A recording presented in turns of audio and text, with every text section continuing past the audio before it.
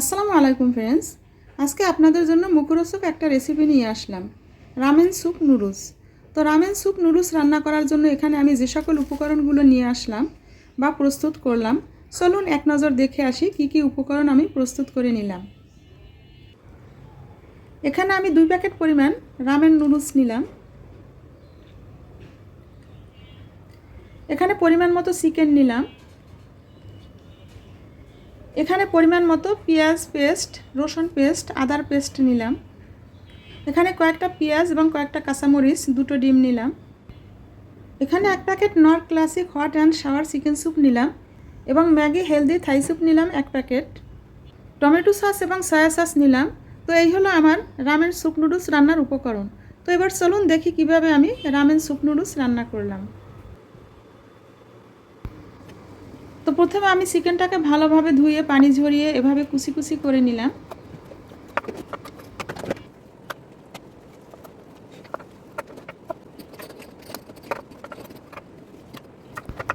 এরপরে পেঁয়াজ কাঁচামরিচও আমি কেটে নিলাম।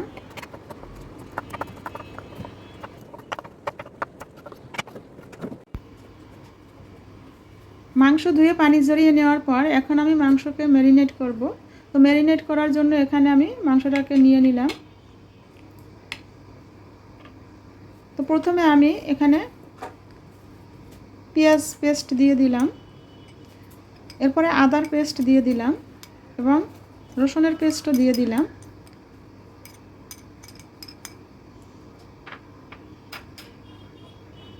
এরপর পরিমাণ মতো জিরার গুঁড়ি দিলাম একটু এবং পরিমাণ মতো লবণ দিলাম। এখন পরিমাণ মতো সয়া সস দিয়ে দিব। তো এখানে আমি 1.5 চামচ পরিমাণ সয়া সস দিব।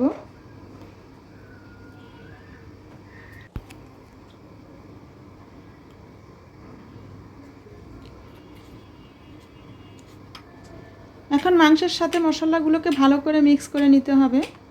তো এভাবে আমি ভালো করে মাংসের সাথে মশলা মিক্স করে নেওয়ার পর 10 মিনিট ম্যারিনেট করে রেখে দিলাম।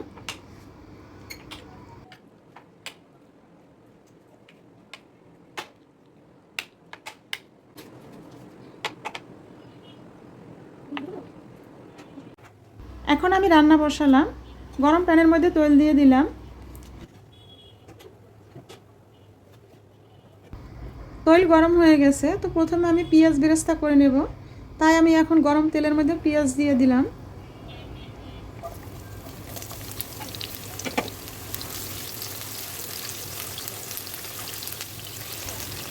পেঁয়াজ বেরেস্তা করা হয়ে গেল। এখন আমি পেঁয়াজ বেরেস্তা তুলে নিলাম।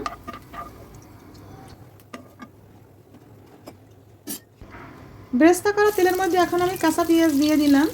একটু ভাজি করে নিয়ে কয়েকটা কাঁচামরিচ দিয়ে দিলাম। কাঁচামরিচ একটু ভাজি করে নিলাম।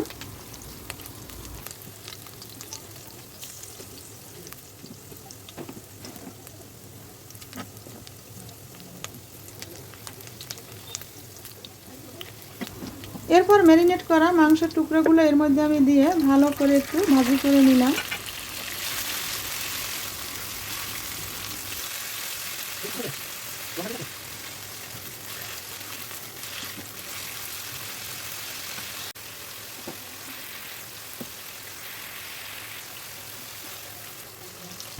মাংসগুলো একটু ভালোভাবে ভাজি করে নিতে হবে, কারণ এই ভাজিতেই মাংস আমাকে সিদ্ধ করে নিতে হবে। এখন আমি 1 চামচ পরিমাণ সয়া সস দিয়ে দিলাম।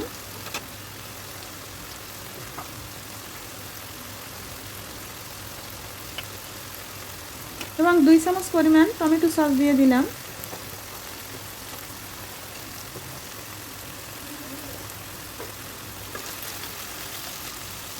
এরপর মাংসের সাথে ভালো করে মিক্স করে একটু ভাজি করে নিলাম।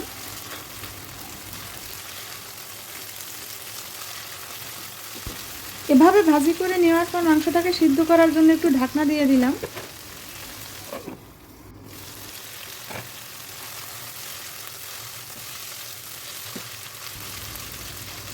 মাংস সিদ্ধ করে নেওয়ার পরে একটু কড়া ভাজি দিয়ে নিলাম, যাতে করে মাংসের স্মেলটা খুব সুন্দর আসে বা খেতেও খুব স্বাদ হয়।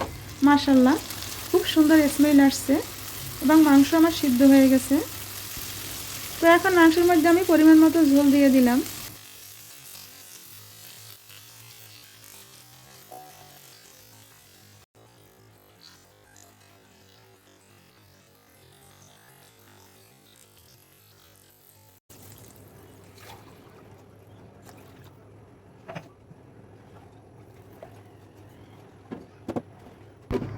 এখন পরিমাণ মতো একটু লবণ দিয়ে দিলাম।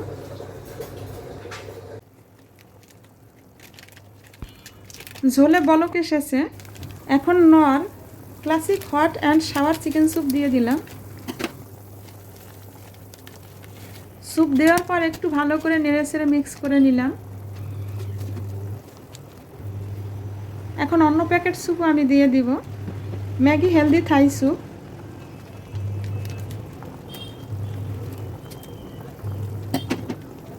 ম্যাগি হেলদি থাই স্যুপও আমি দিয়ে দিলাম। চিকেন ঝোলের সাথে স্যুপ এভাবে ভালো করে নেড়েচেড়ে মিক্স করে নিলাম।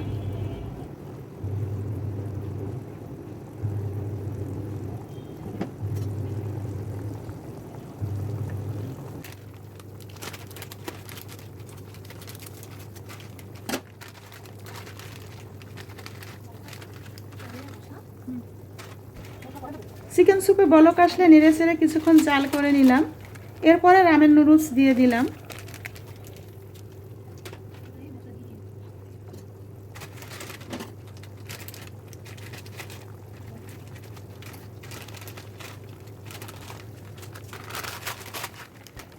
চিকেন স্যুপের মধ্যে রামেন নুডলস দিয়ে এভাবে একটু ভালো করে নেড়েচেড়ে মিক্স করে নিলাম।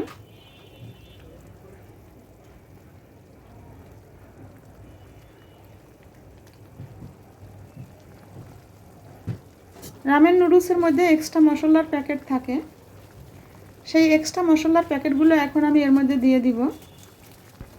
মশলার এই এক্সট্রা প্যাকেটগুলো দিয়ে আমি আরও বেশ কিছুক্ষণ রামেন নুডলস রান্না করে নেব।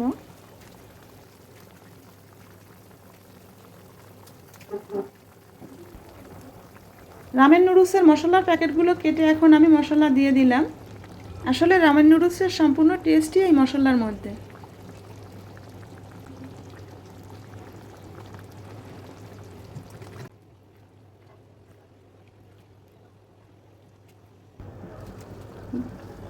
দুই প্যাকেট নুডলসের মধ্যে 4 প্যাকেট মশলা ছিল, তো মশলাগুলো দেওয়া শেষ হয়ে গেল।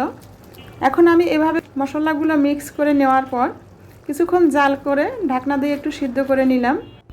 মাশাআল্লাহ, খুব সুন্দর নুডলস সিদ্ধ হয়ে গেছে। এখন আমি পিস করা সিদ্ধ ডিমের টুকরোগুলো দিয়ে ভালো করে স্যুপ নুডলসের সাথে মিক্স করে নিলাম। এবার পেঁয়াজ বেরেস্তাও দিয়ে দিলাম। ভালো করে একটু মিক্স করে নিয়ে কিছুক্ষণ ঢাকনা দিয়ে জাল করে নিলাম। আলহামদুলিল্লাহ, খুব সুন্দর স্মেল আসছে। তো এবার আমার রান্না কমপ্লিট হয়ে গেল। আপনারা চাইলে আরেকটু স্যুপটাকে পাতলা করে নিতে পারেন, তো আমি এরকম গ্রেভি বা মাখা মাখা করেই নেব, কারণ এটা আমার কাছে খেতে খুবই টেস্ট এবং মজার।